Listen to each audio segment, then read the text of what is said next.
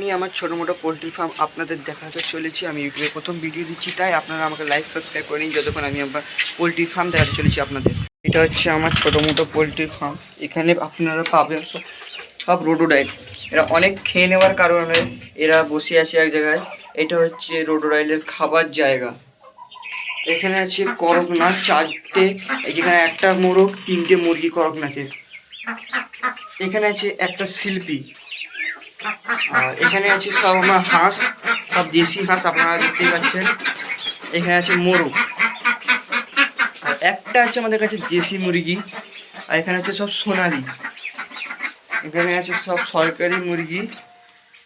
এইটা আমার কাছে আছে 2 জোড়া কবুতর আছে, যেখানে আপনারা দেখতেই পাচ্ছেন।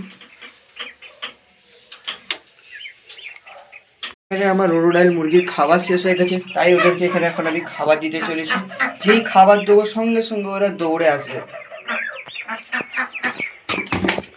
এই হলো ওর খাবার। অমনি এখন কিরম দৌড়ে দৌড়ে আসবে।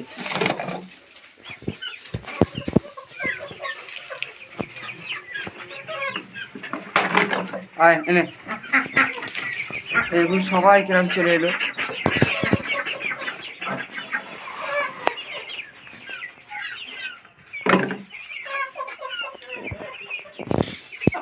এটা আজকে জানি সারাদিনের শরীর খারাপ, তাই জন্যে জল আর খাবার কিছুই খাইনি, চুপ করে এক জায়গায় দাঁড়িয়ে আছে। আমার এই মোরগের জল শেষ হয়ে গেছে, তাই জন্য এর জলটা দিয়ে দিই।